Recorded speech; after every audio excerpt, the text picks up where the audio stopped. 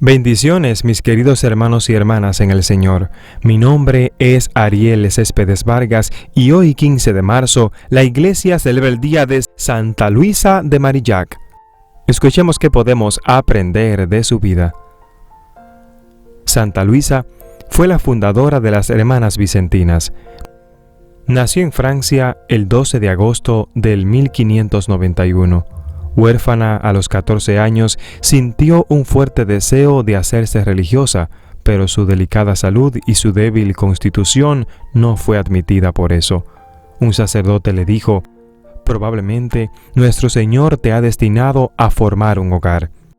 Se casó entonces con Antonio Legras, secretario de la reina de Francia, María de Médicis.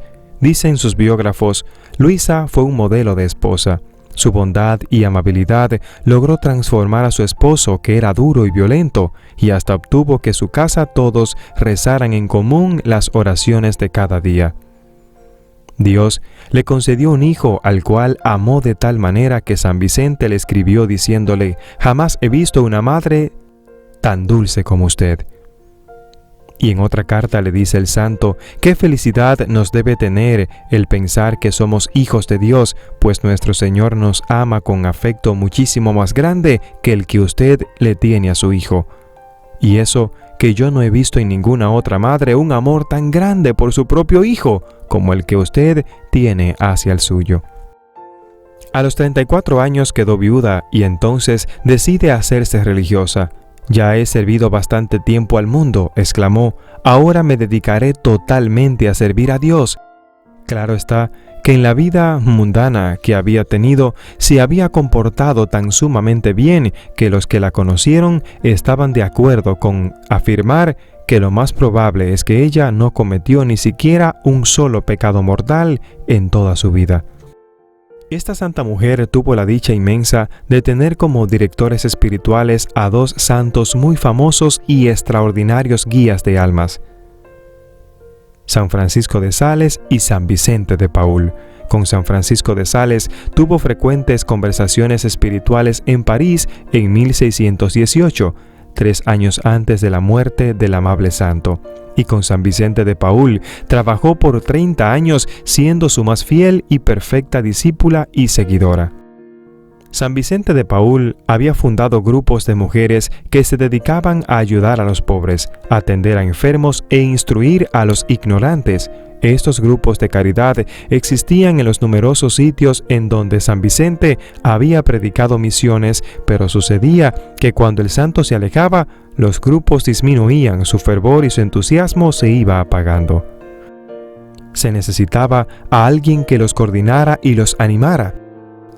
Y esa persona providencial iba a ser Santa Luisa de Marillac.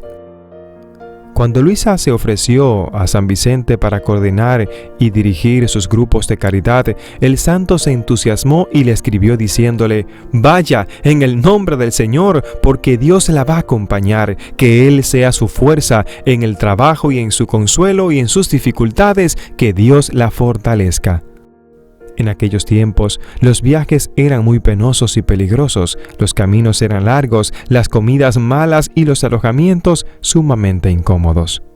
La santa tenía una constitución muy débil, pero San Vicente exclamaba: «Su salud es poca, sus tribulaciones son muchas y su actividad es infatigable, pero solo Dios sabe la fuerza de ánimo y de voluntad que esta santa mujer tiene». Dicen sus biógrafos que Luisa recorría el país visitando las asociaciones de caridad y que ella llevaba siempre gran cantidad de ropa y medicina para regalar y que casi todo lo compraba con dinero que ella misma por sus propios esfuerzos había conseguido. Apenas llegaba al lugar, reunía a las mujeres de la Asociación de la Caridad, les recomendaba los deberes y las virtudes que debían cumplir quienes formaban parte de aquella asociación. Las entusiasmaba con sus recomendaciones y se esforzaba por conseguir nuevas socias. Ella misma visitaba a los enfermos e instruía a los ignorantes y repartía ayudas a los más pobres, y esto lo hacía con tan gran entusiasmo y con tanta bondad que cuando marchaba de allí quedaba todo renovado y como rejuvenecido. La familia Marillac, que ocupaba altos puestos en el gobierno, cayó en desgracia del rey Luis XIII, y uno fue condenado a muerte y otros a la cárcel. Luisa, aunque sufría mucho a causa de todo esto, no permitía que nadie le hablara mal en su presencia contra el rey y su primer ministro Richelieu, que tanto lo habían hecho padecer.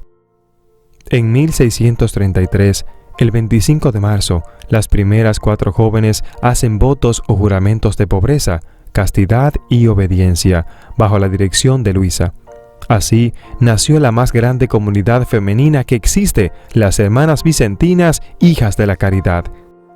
San Vicente les hizo este curioso reglamento: por monasterios tendrán las casas de los enfermos, por habitación una pieza arremendada, por claustro tendrán las calles donde hay pobres que socorrer. Su límite de acción será la obediencia. Puerta y muro de defensa será el temor de ofender a Dios. El velo protector será la modestia o castidad. Curioso reglamento, más único que raro, pero maravilloso.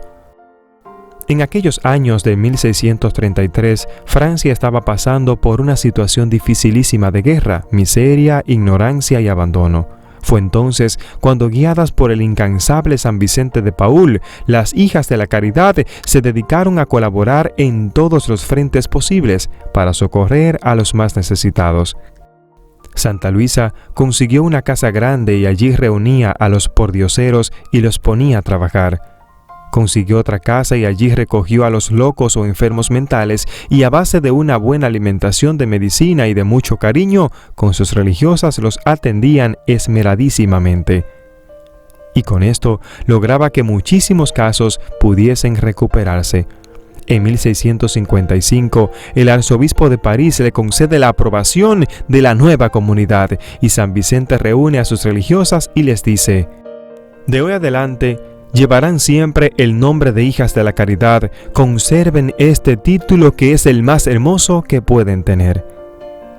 Santa Luisa era de constitución débil, pero su actividad era incansable. En el trabajo parecía no conocer el cansancio y el desánimo. De ella se puede decir lo que Fray Luis de León dijo acerca de Santa Teresa: para conocer cómo era su personalidad, basta conocer cómo fueron las religiosas que ella formó y las obras que escribió.